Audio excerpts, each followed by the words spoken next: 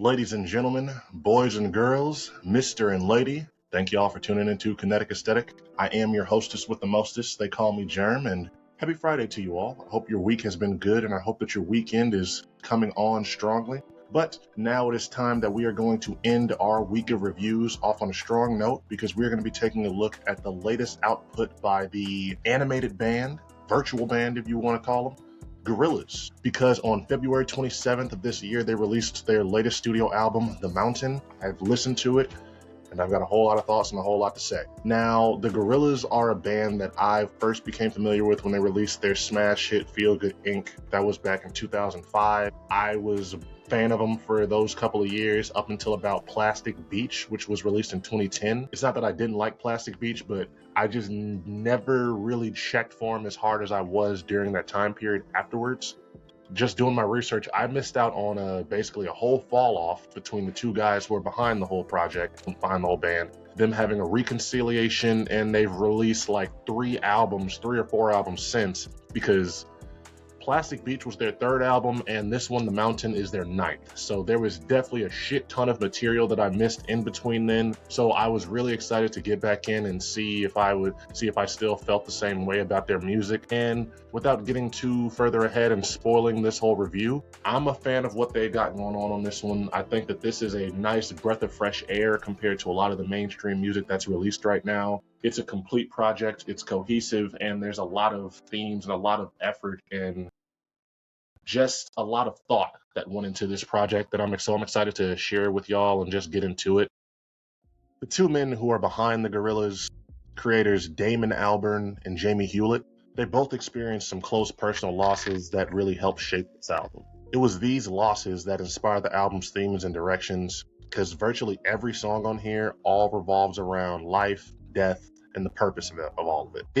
It is a true concept album in every sense of the word, because every song, like I said, just goes back around to one of those themes. It's always going to be about just trying to find peace. There's always the song is either going to be about death or just the transition and the meaning of life. Like it's refreshing, because I do feel like a lot of times music that's released nowadays, and I gotta make sure I maintain, I'm talking mainstream stuff.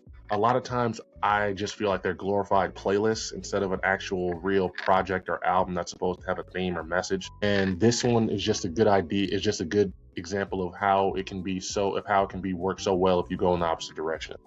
They did also mention, when it comes just speaking on that, they made this album as something that you're going to have to invest time into. It's not an album that you are going to be able to just, all right, let me just take some time. I'm going to put this on in the background while I'm playing the game or cooking.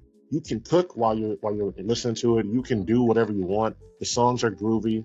There's going to be some songs that are danceable. But the problem with listening to it in that way is that you're not going to really be able to get the messages. You're not going to be able to hear really what they're saying, and that would be a crime, because this album was not designed for our short attention span, always scrolling minds. And it shows. A good example of that is The Happy Dictator. It's a song with a nice beat. It's real fun. If you don't really hear it or listen to what they're saying, like I said, you almost would just think of it as a nice fun song, but it was actually inspired by the story of a dictator who ruled this country, Turkmenistan, that they recorded it in.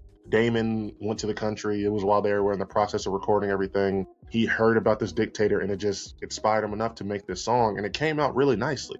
And that is a real just good example of how this album really works, because it's a lot of different little stories like that, little anecdotes. When you're looking at the background on some of these songs, they're usually just were inspired or they were created in the country of India, and you see that shine through on so many of them. There's 2 songs on here that are Tony Allen tributes, Tony Allen being a frequent collaborator that they worked with, and both of those are nice. They just do a good job of furthering that theme. And it's clear just based off that, and songs that also songs are like, there's one that's dedicated to Damon's father who passed away. That was, sort of the inspiration for the whole album itself. So it makes it clear that this was a passion project. It wasn't just, let's go make a new Gorillaz album. It's time. It was, I'm inspired. There's a lot going on in my life, and I feel like I need to make this album to help me cope. The other defining element of this album that I do want to make sure I touch on has to be the way they really incorporated all of this classical Indian elements into it.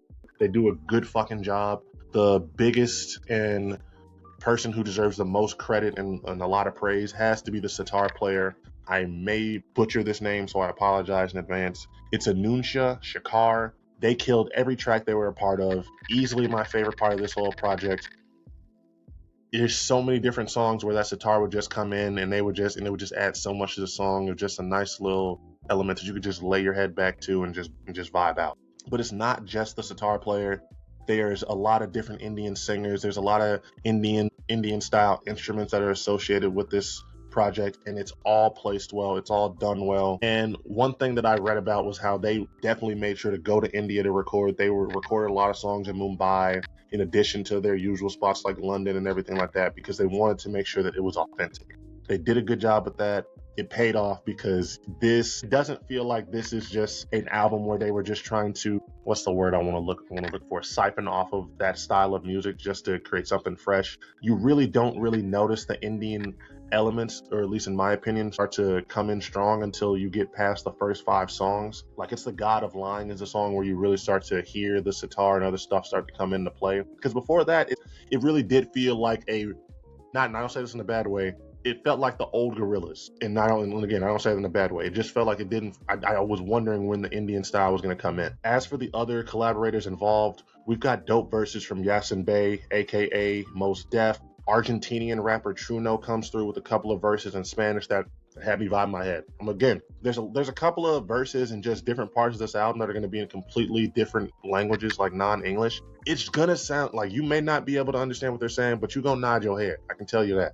You've got Bobby Womack, who had a verse on here, and you've got 2 good-ass verses from The Roots' Black Thought. I have to say this, since we're on the topic of the rappers involved on this, these guys with the Gorrilaz, Damon and Jamie, do such a good job of adding rappers on the songs that if you would have played some of the beats for these songs before I heard the rap parts of it, I would have said there's nowhere you're going to fit them on. Whether they have to tweak the beat a little bit to make the rap verse work, whether they just sort of have them come on and just find the pocket, they always, and they find some dope ass MCs to do it. They always are able to make the shit work, and they're always able to blend these elements together.